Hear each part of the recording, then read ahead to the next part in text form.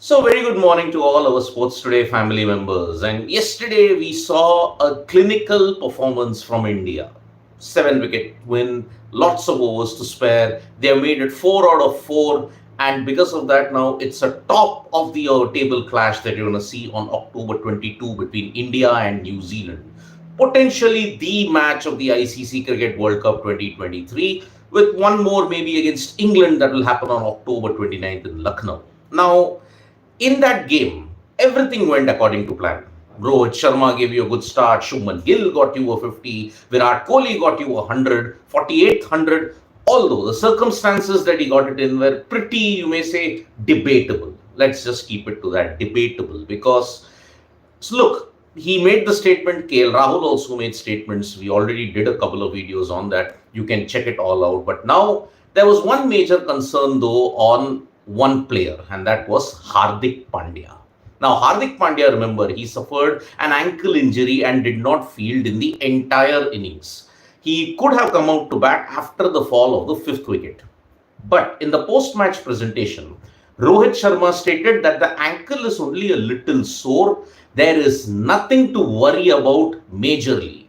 There are no major injury concerns for Hardik Pandya. So that is why they'll be monitoring him on an everyday basis. Now, today the team is leaving for Dharamshala, and tomorrow you could have an optional practice session also. But remember, Hardik Pandya's ankle injury will be monitored on a daily basis, which means that supposing Hardik Pandya does not make it, God forbid he does not make it for the game against New Zealand, who can India potentially replace? Who will be the replacement for Hardik Pandya? That is the biggest question mark that is there, because whether you like it or not, in a nation of 1.4 billion Indians, there is no backup for Hardik Pandya. Simple. Hardik Pandya and Jasprit Bumrah, these are your two players who don't have a proper backup, and that is why it's going to be, you're all on a prayer now whether Hardik Pandya can recover in time. Because remember, if Hardik Pandya goes, the team composition just goes for a toss totally. Just like how Ravindra Jadeja's injury in 2022 opened up 3 slots, Hardik Pandya's injury will disturb the entire bowling and the batting composition. Who can be the replacement? Now in Dharamshala, can you play 3 spinners, or do you go with 4 out and out pace bowlers? That will be a special video that I'll be doing on Sports Today, so you can check out on that. But Hardik Pandya's status, Rohit Sharma stated that there's nothing major to worry about. But we have to take Rohit Sharma, Rahul Dravid and the team management's words not at face value, unfortunately, because you saw what happened in the case of Shubman Gill. The medical team did not rule Shubman Gill out, but later on we found out that Shubman Gill was already in hospital.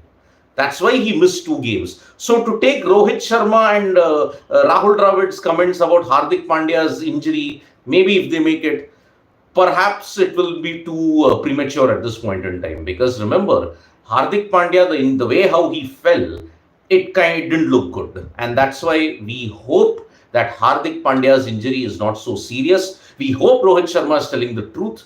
And we hope that we see him in the game against New Zealand. Because remember, if Hardik doesn't play, then India have a team composition issue in Dharamshala at this point in time. Because you want Hardik Pandya to be the balancing act between bat and ball. He goes, everything falls apart then. So we'll be looking at the potential replacement in case Hardik Pandya does not feature in.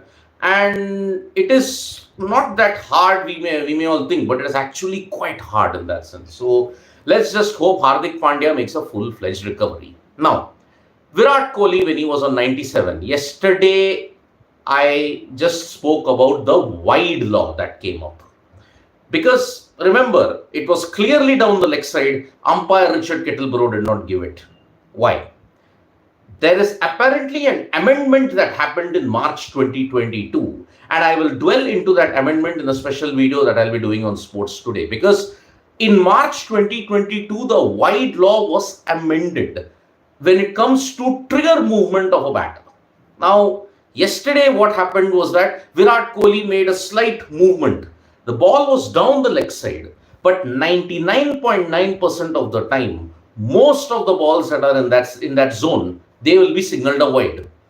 irrespective, because rule 22.2, it clearly mentioned that if it passes the stumps at the striker's end, if it is wide, then you have to signal it.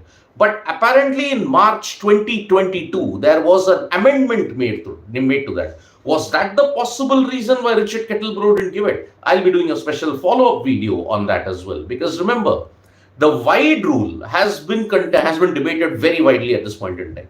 But remember, this is just a possibility. And that is why it is going to be a very, very important situation. But Hardik Pandya's situation, I will be following up on that pretty keenly, because remember, if it's a serious injury, then India have a problem, because their plan B will be tested.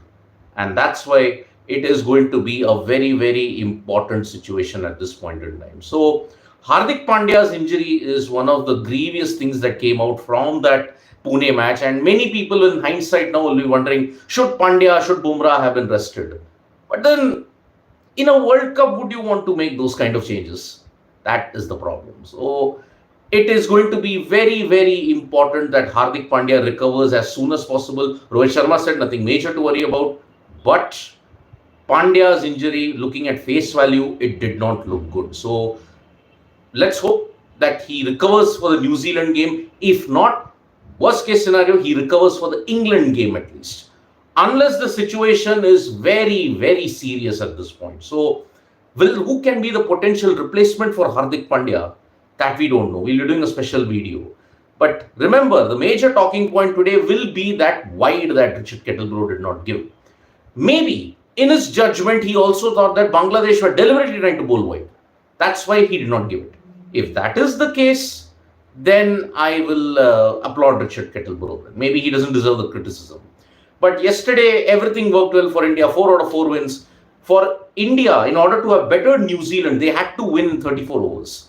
Because they won it in 41 overs, their net run rate actually dipped from 1.8 to 1.6. Yes, their net run rate dipped because they had to win at a certain rate, and because New Zealand had thrashed by Afghanistan so comprehensively. That's why New Zealand are on top, India second. You're going to see 1 and 2 battle out on 22. But today, it's a big, big game. Australia versus Pakistan. Pakistan are battling illness. Australia do not have that much of fitness issues at this point in time.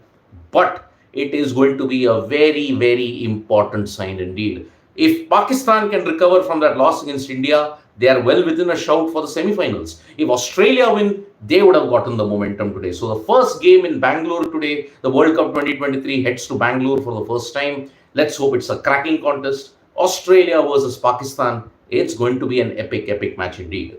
Thank you so much, folks, for joining us for this live. We'll be back with more updates on Sports Today. Tap that bell icon so you know when we go live. And don't forget, we are on Facebook, Twitter, and Instagram as well. And don't forget to download the Sports Talk mobile app.